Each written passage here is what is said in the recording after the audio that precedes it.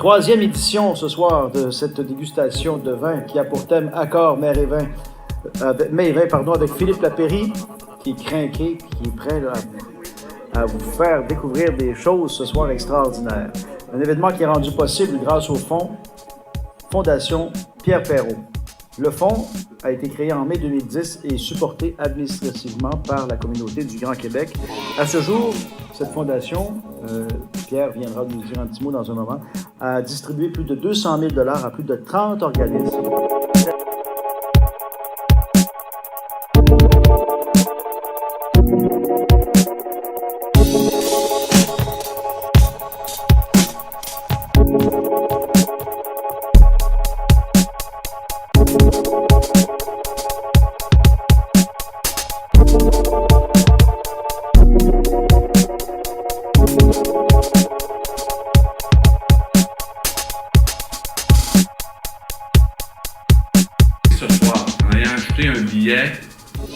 Quand même un coût intéressant, parce qu'il faut faire un don à la Fondation. Ce que vous venez de faire, vous venez de donner la chance et de partager le privilège qu'on a dans notre vie, d'être en santé, d'avoir un beau travail, d'avoir des belles familles. On a tous des petits problèmes, c'est clair. Mais à la fin de la journée, quand on se regarde dans le miroir et qu'on se compare à d'autres, on peut dire merci de suffisant. De pouvoir leur donner un petit peu, je pense que ça fait partie de notre devoir, en termes de citoyens. Et le message que je veux vous dire ce soir, merci. Alors bonsoir messieurs, vous allez bien? Oui, ça va bien, ça va Maxime. bien, merci. Alors, une belle soirée, votre troisième édition de votre souper bénéfice, M. Perrault.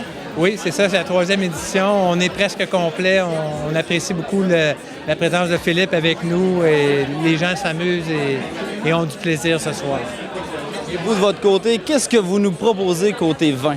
Bien, on va faire un tour un peu partout. On passe par l'île d'Orléans, on arrête sur la côte de Beaune en Bourgogne, on va faire un tour dans le Piémont, en Californie. C'est vraiment sur le terme de la découverte, sur de l'amitié, du partage puis de l'échange, parce que les gens s'amusent. Hein? Il n'y a pas personne qui se prend au sérieux avec le doigt dans les airs. Là. C'est vraiment sur le terme de la découverte. Puis surtout de faire voyager puis goûter des petits fragments des meilleurs terroirs de la planète. De goûter un petit verre de Riesling de allemand. Après ça, il faut aller faire un tour avec un Nebbiolo, du Barolo dans le Piémont. Donc, sur le terme de côté accessible, friendship, mais surtout la découverte. De découvrir des nouveaux vins puis nous éblouir les papilles. On va revenir à la fondation. C'est quoi le but entourant cette fondation-là? Le but, c'est surtout d'encourager les organismes locaux qui touchent à la santé, la culture ou la jeunesse. Alors, on s'implique beaucoup localement au niveau de la Côte-de-Beaupré et de l'île d'Orléans. Bon, il y a eu un petit discours qui a été fait tout à l'heure parce qu'il y a une partie de l'argent que vous donnez à la Fondation Rêve d'enfant qui est redonné à un petit gars, puis il y a un beau discours émouvant tout à l'heure. Oui, c'est ça. La maman devait donner un discours ce soir, mais malheureusement, son petit gars a dû être hospitalisé. Donc, elle m'a envoyé un courriel que j'ai relayé puis qu'on a lu en avant. C'était très touchant. Le petit Tommy, donc, est à l'hôpital ce soir. Quel est le rêve du petit Tommy, Madame? Bien, en fait, comme vous l'avez dit, son rêve, c'est d'aller à Walt Disney. Le petit Tommy a été diagnostiqué d'une maladie, ça s'appelle la myopathie mitochondriale avec épilepsie. Il a été diagnostiqué en 2013, alors qu'il n'avait que 2 ans et quelques mois. Tommy, dès janvier, sa maman a fait une demande auprès de la Fondation et nos bénévoles l'ont rencontré pour la première fois. Et comme vous pouvez voir, c'est un petit garçon qui est très souriant, très énergique, qui dégage beaucoup. De votre côté, M. Lapéry aussi, c'est venu vous toucher personnellement. Totalement. J'ai un petit bonhomme pour ma part qui a 3 ans et demi, puis je le voyais un petit peu dans ses yeux. Puis ce que j'apprécie le plus de lui, c'est son énergie, son positivisme. Il est inépuisable, puis il a toujours le sourire. T'sais, on veut tous avoir des enfants qui ont une belle qualité, qui sont en santé. Donc, je pense que c'est une bonne fondation. Puis, au-delà de la bouteille de vin puis des grands chefs qui sont là, il y a un aspect d'amitié, il y a un lien d'amitié entre Pierre Perrault et moi. Ça fait que ça me fait plaisir, année après année, de poursuivre cette belle aventure-là avec lui.